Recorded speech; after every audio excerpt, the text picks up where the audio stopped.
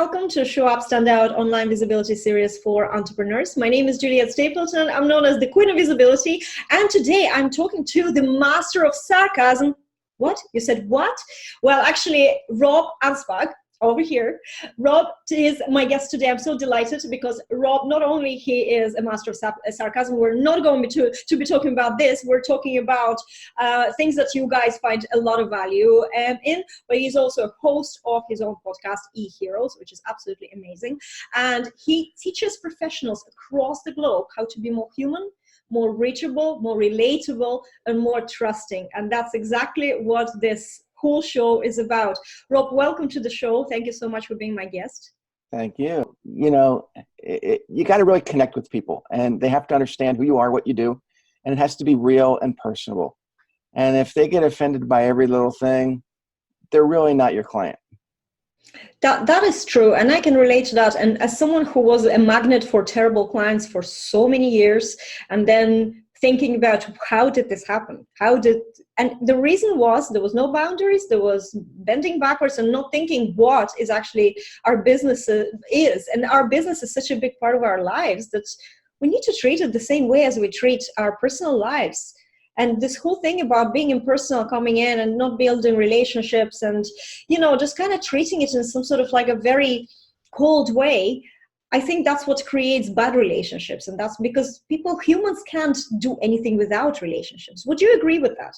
You know, one of the biggest things that I teach my clients, mostly lawyers and doctors, is how to be more human, because they all went to this school they went to this Vulcan school of no emotion. You know, they've been taught not to show emotion to their clients. And that is a turnoff.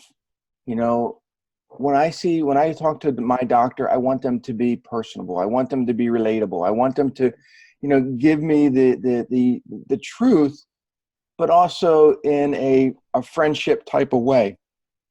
Same with lawyers. I mean, lawyers are always using these big words that nobody can understand. And, they need to be more relatable. They need to get off that pedestal that they put themselves on and come down to a level that everybody can feel comfortable talking to them. They need to be your friend. That is the key, isn't it? Just feeling comfortable, feeling that you can trust somebody. How many more clients will come back to you when you feel like you actually do hear them, you do understand them?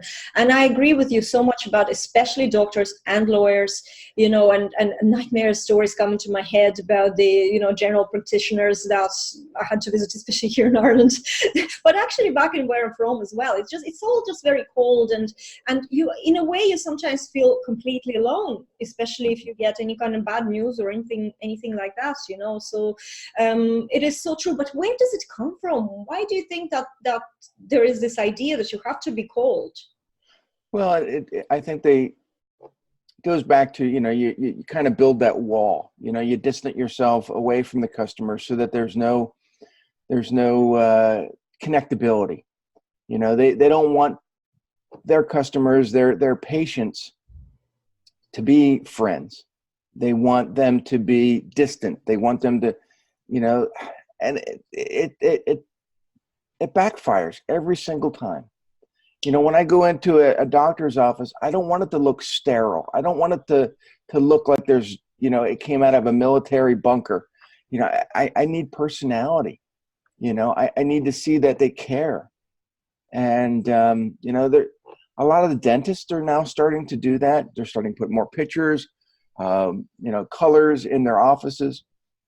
Doctors, I think it all comes down to insurance. Yeah. There's somebody up in their high horse and they're dictating what the doctors can and can't do, what they can get away with. Here in America, it's just different. Insurance controls everything, but the doctors are the forefront. They need to be more relatable to the people that they deal with, and it goes beyond lawyers and doctors. Professionals the same way.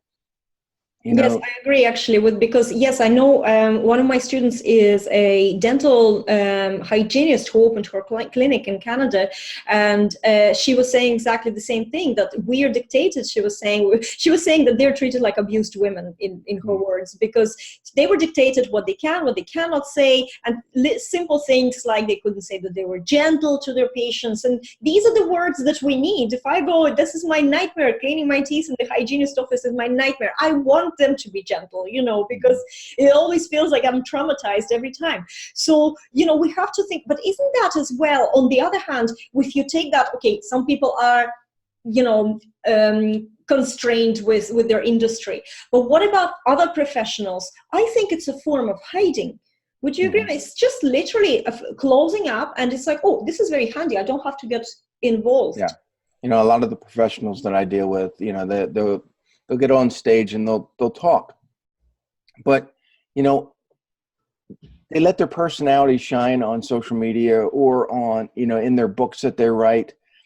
But when they get up on stage, they're a robot. They're totally different, and people need to see that consistency. If you're going to have your personality on social media or in your books or wherever you put your articles, that needs to come out in your speeches, your talks. And a lot of people, they're kind of two different people, Dr. Jekyll and Mr. Hyde, and when people meet you for the first time, you have to be that same person they met, on your social media or in your books, because it's just, they're going to say, well, no, he didn't write that. He didn't do any of that stuff, because it's not the same person. That's it. And then you come across as a fake, basically. Right. And the trust that you've worked so hard to build is just gone in one thing. So right. that boils down to really the need of, you don't need to be anything that you think you should be, and right. you just should be yourself at that's all right. times. I think that's the only way. What are right. your strategies? What are your mistakes? What are the mistakes that you see, other mistakes that you see entrepreneurs do online, apart from being impersonal? Wow. I mean, there's a whole list, but, just basically, the mistakes that a lot of them are doing, I find that they pick one place to be, whether it be Facebook or LinkedIn, and they don't want to explore anywhere else, and that's okay, but not all your customers are going to be on Facebook. Not all of them are going to be on YouTube. And just like you're the queen of visibility, your clients need to be more visible. Okay. And okay, so you don't like Twitter. Just mirror your Facebook over to Twitter and check it once in a while. You don't like Facebook. Okay, post your stuff on Instagram and mirror it back to Facebook. There are different ways that you can be visible, but you don't always have to be there. Well, you're talking about being omnipresent, basically. Yeah, exactly. I agree with that. Of course, there's a concept of, if most of my clients come from Facebook, that's where I'm going to be putting all my efforts in. And in my particular business, that's the case. Most of them wouldn't even have any other social media accounts. But I do agree that it's important to have your presence everywhere. And you can lead back. So if Facebook is your main platform, repost your posts elsewhere and lead them back into Facebook, or the same, check me out on Instagram if that's your main platform, or LinkedIn. And I think that it's always important to stay more visible, and add to that online publications, then you go way beyond social media world. They should be at least posting at least once a day. Yes.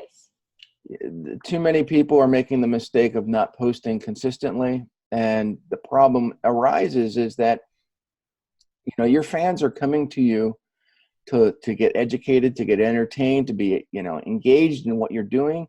And if you're not posting consistently at least once a day, they're going to come there and they're going to say, "Oh, he didn't post today. Oh, well, wait, he didn't post yesterday." And then they go back and you haven't posted for 10 days and they're going to stop following you. And it's true. And then, even if they didn't realize you haven't posted for a couple of days, there's so many other people who will post. Yeah. And the attention is just going to switch so quickly to those people who will post, because they're just there all the time. You That's know, and you know, I create content for a lot of people, and you know, people come to my page and you know, they look for the humor. They look for, okay, what did you just do today? You know, what are some of your adventures? You know, and I just wrote a book called Rob versus the Scammers, where I take on, you know, all these phone scammers that are calling, and I put some of the scripts that were these conversations that I have, and people love it. You know, they're like, wow, this is great, and they buy my book. I So have to say, I have to be honest with you, one of the most popular posts on my personal profile, where's my center stage, are always screenshots of some crazy conversations or some crazy comments, or people love that stuff. They love they love sarcasm. They love to be taking the mickey out of something that happened to another person. And sometimes, you know, when you are kind of showing up as an ad on a billboard all the time, it's actually repelling, I find. And if you have, okay, the question that somebody can ask said, what if I don't have a sense of humor?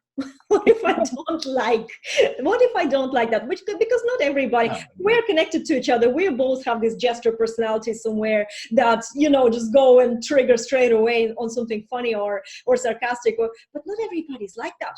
What do they do? you know, and you know, and I've rubbed people the wrong way, you know, with my sarcasm. And in fact, you know, one person says, well, Rob, I wanted to hire you, but I just don't get you.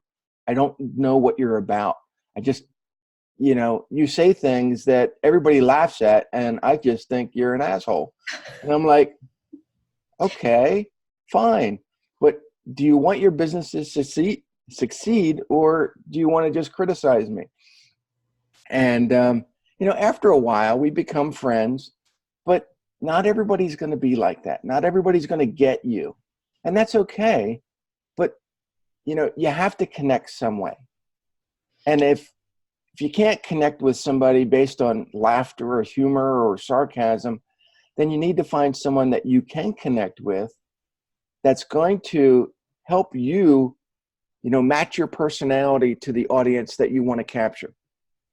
You know? I agree with that. You know, I actually think that even if you see somebody who is an expert, but you actually don't get them, you don't feel them, that they're your type of people, and you don't get excited emotionally about this person, then that expertise is not going to be as effective to you, because you will actually have that critical mind. You will actually then maybe doubt everything that they suggest, because you already don't have the trust, the underlying, the personal trust that is missing. And it's so much better just to find somebody else. And yes, guys, it doesn't have to be humor or sarcasm. Anything that you share, you know, you love hiking, you know, if another person likes outdoor activities or something, that could be the point where you're sharing, or sailing or anything like that. You know, it could be any interest, personal growth, anything at all. You don't have to be going into humor, but it is important to find that common grounds before you start working with somebody. And I think on the receiving end as well, like, I don't take clients that I don't feel like they're actually getting me. As I said, I was a magnet for very much. Here's the thing, is that you're going to work twice as hard to try to get them to get you. Whereas if someone's going to get you right away, you know, the connection's there. It's going to make the sale much easier. You're going to move on, and you're going to make things profitable for your client. But, you know, if you got to spend twice the amount of effort to try to get them to understand your humor, it's just not going to go over well. That is so true. And it feels horrible to kind of go home if you don't work from home, but go home with those emotions, because again, as we started, it's all about human relationships. Right. So this is a great topic. I think that my whole business is right now, my whole message is build relationships with people, and don't be afraid. Impersonal is just not going to create, when some people are getting confused about what's your ideal client, but ideal client is not your age or demographics or location. It's not that. It really is the people that dig you as a person, isn't it? And then they come back to you and they refer everybody to you because you're such a great person. And those everybody, maybe not all perfect people for you, but that's okay as well, because we just want the best ones. Right. right? I want the best ones with the best money, right? Well, of course. Those are the best ones. You have to have the people you want to, the right people will always be happy to invest in whatever you say you want to charge. So Rob, you're also, you mentioned one book, but I know that you have done a lot of them. Oh, I've authored, co-authored, or produced 22 books in 6 years. A couple of them are behind me. Share, which was my first print book, was probably the easiest social media book you'll ever read. No Experience Necessary, which is also a social media book, but that one's geared to the boomers, Gen Xers, and the over 50 entrepreneur. Wrote a book on podcasting, which is called Power Guesting.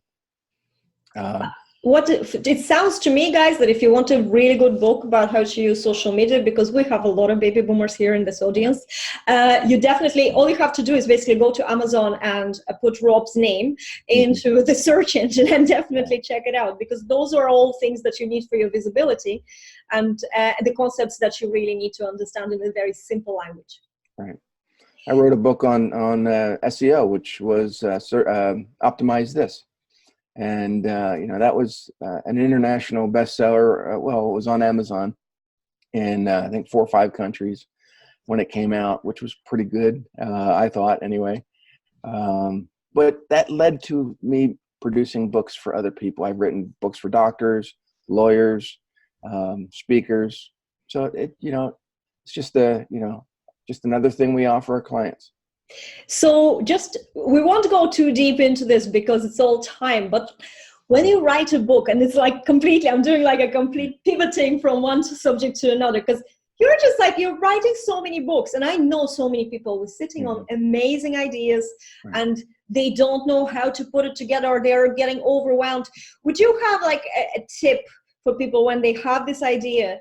How do you put it out there in the simplest way that doesn't make them the simplest way is to do these types of videos where one person's interviewing you, and then you take the transcripts, or you have the video transcribed. You take the transcripts and then you rewrite it into your book. So it becomes your personality comes out, your speech comes out, and when people read the book, it feels like they're having a conversation directly with you. So you're writing in a conversational tone based on the transcripts that or the video that became the transcripts. And so that you can spend, a couple hours doing these videos, and it becomes a book in a very quick time. So it's not a big secret. It's not, rocket science, but there is a process. And, once you have the book and you think that it's really good, and you go through and have an editor go through it again. The problem with conversational writing is that if your editor goes through it, he's going to redline everything, because that's not how he's trained, or she's trained. They're going to look for the Oxford commas. They're going to look for all the mistakes. And so, where my sarcasm comes in, I'm like, just shut up. This is the book. This is how it's going to go. We'll slap a cover on it. And can we not just use Grammarly, bypass the editors with their thing? And Grammarly just irritates me at all costs. Oh. Grammarly this year managed to renew its subscription before I caught it in the act, and I'm stuck with it for another year. But yes, I know exactly what you're saying. It just screams at you, and they're like, "Rob, you made a mistake. Rob, change it." No. And I just want to take a hammer to it for. It's very funny. I was maybe kind of like a little behind the scene chat rather than a show. But guys, these are little things, we're using Grammarly, and Grammarly doesn't want me to ever say personal profile. It thinks that personal is just very wrong. It shouldn't be there in the sentence. Right. And there's nothing I can do. See, well, that's your personality. And you need to, now granted, if you're going to use, like when I go through, and here's the thing is that when we speak, a lot of us have a tendency to use so or we have all these different sounds that we're making while we're talking. When you get everything transcribed, just go through and start slashing all the repeated words. It's just going to make it a little bit better. But you still want your personality to come out. You still want it to sound like a conversation because, let's just say this book. This is my last book, Rob versus the Scammers. It's only about 130 pages, but it's a very fast read. People will read it and they'll love it. And maybe it takes them an hour to read it. That's the type of book that I want people to have because they can carry it with them. They can get on a train, read it. When they get off the train, they're done with it. I actually love that because I'm the queen of all the queens that I am. I'm the queen of not finishing books because I'll sit down and I'll read it for 2 hours. Then something happens or at the end of the day. And tomorrow I never get back because I get distracted with other things. So the book you just described is the perfect read for me. Just sit down, all in one go, finish, and off you go. So, but I think that, even though we pivoted, I think it was meant to be because at the end of the day, we're talking about, again, being relatable, being real, being reachable in a way as well, because when you're writing in a conversational way, you're definitely going to get more people reaching out to you than if you're very kind of academic and a cold. Right. I can't even read those kind of books, to be honest with you. For me, my brain starts scanning the pages and then I get bored, even if they're giving us absolute gold. Right. It's all about being real, isn't it? Yeah, it's all about being real. And we all live our lives, but the thing is that we're all curious about how other people live their lives. And, when you're trying to tell a story, you're not trying to be academic. You're trying to just tell the story. And that's what people want. They don't want to be stumbling over these big words. They want you to get to the nitty gritty. They want to get, they want to hear the story and they want to go about their lives. And so you just gotta give them what they want. You gotta be educational, entertaining, and engage them. Exactly. And that's perfect. Rob, thank you so much for being my guest today. I think we shared loads of value. Most of it is just be yourself. And really, whatever you do, whether it's you're writing a book, you're meeting clients, you're prospecting, just be yourself because that's exactly what sells. Yeah, or be me. Yes. Oh, yeah. Well, you can do that too. But you have to have a good bit of sarcasm in you to be Rob. Rob, where can people get more of you and that sarcasm of yours that you mentioned? Well, you can go to Facebook, type in Rob Anspach, you'll find me. You can go to Anspach Media, which is ANSPACH media.com. You can find me on YouTube. You find me everywhere. I mean, just look at this pretty mug. You'll find me.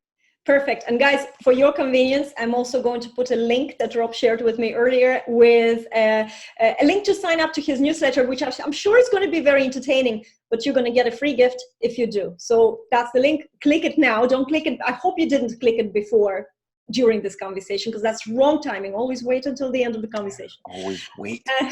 Guys, I will see you all next week on another episode of Show Up, Stand Out. Rob, thank you again for being a lovely guest and sharing your value. And guys, I hope you all have a great day. See you later. Bye.